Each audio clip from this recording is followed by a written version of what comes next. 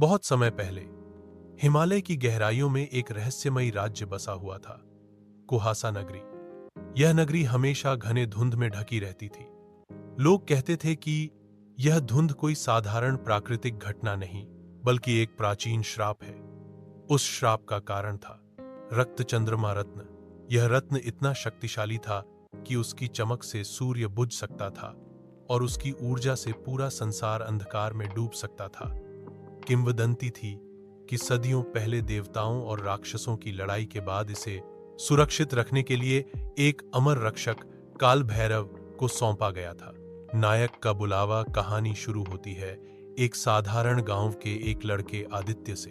आदित्य ने बचपन से ही अजीब सपने देखने शुरू कर दिए थे। हर सपने में उसे एक लाल चांद दिखता था और किसी अनजानी आवाज की गूंज सुनाई देती थी। आदित्य, केवल तुम ही इस श्राप को तोड़ सकते हो। पहले तो उसने इन सपनों को नजरअंदाज किया, लेकिन एक दिन गांव पर राक्षसों का हमला हुआ। लोग इधर उधर भागने लगे और उसी अफरा तफरी में आदित्य के सामने एक बूढ़ा साधु प्रकट हुआ।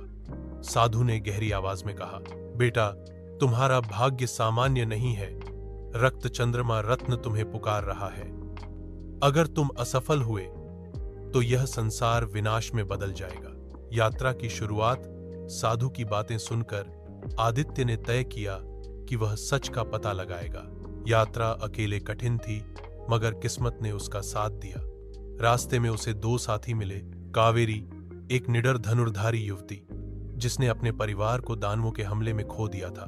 विहान, एक चालाक और मजाकिया चोर जो पहली बार तो आदित्य को लूटने आया था, लेकिन धीरे धीरे उसका साथी बन गया। तीनों एक दूसरे के बिल्कुल अलग थे, लेकिन उनके उद्देश्य ने